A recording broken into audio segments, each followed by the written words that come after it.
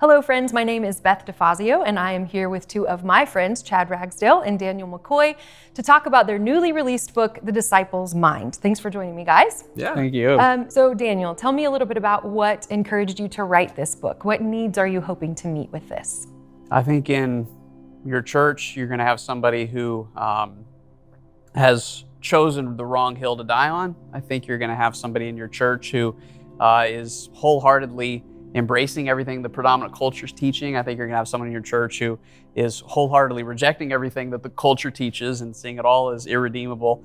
I think in your church, you're going to have people who reduce their discipleship to maybe once every other week, 1 hour every other week of inspiring, events. And just what we really need is discipleship of the mind.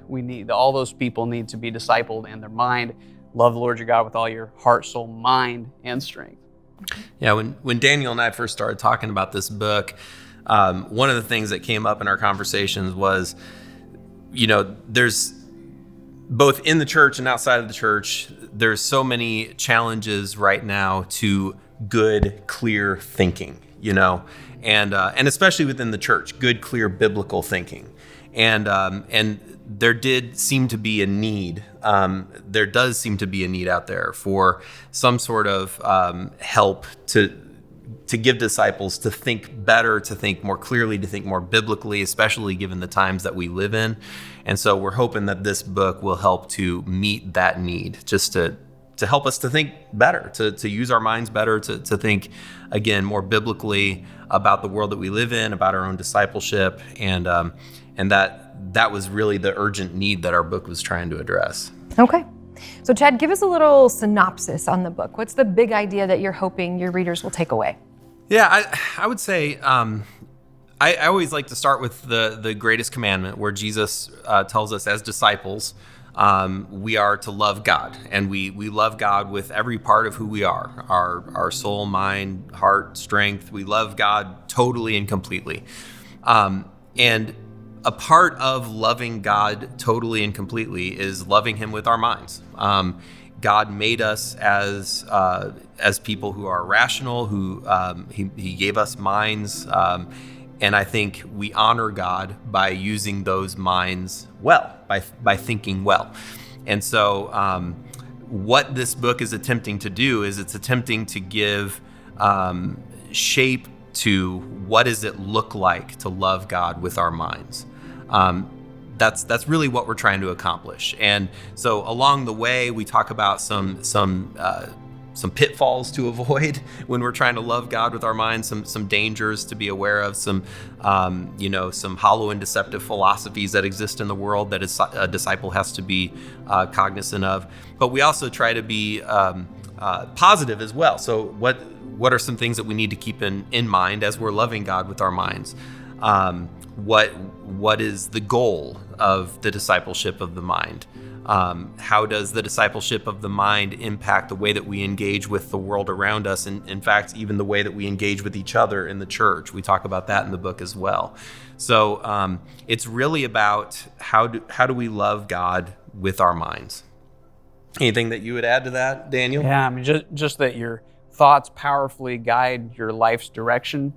And so, if the better we think, the more we're going to become like Jesus. Yeah, that's right. That's good. So how is this book meant to be read? What's the best way we can engage this? Yeah, we wrote it for multiple different audiences, I think. Teaching undergrads here at the college, and now grad students as well. I kind of wrote it, especially my portions of it, I wrote it with those students in mind, So there's just a lot of things in the world that are making it more difficult for us to think clearly, to think biblically, like I've been saying. And so I wrote this book as an encouragement, especially as I'm thinking about my students, as an encouragement to them to read this book and to learn how to think better. And so there are various questions, and even I guess you would call them thought experiments or whatever at the end of each chapter, to really challenge the reader to take these ideas and put them into practice. And so the book, I think that this book can be used very well by the individual disciple who wants to learn how do I love God better with my mind. Yeah, yeah. And with the questions at the end, I think that it's going to be a very helpful resource for discipling relationships as we're just trying to help each other, trust and follow Jesus. We did write it with different personalities in mind. There's a kind of an imaginative, creative, opening to each chapter to kind of help get the same concepts from a different angle, and then we go into more of the learning portion. Yeah, it's not just a stuffy philosophy book.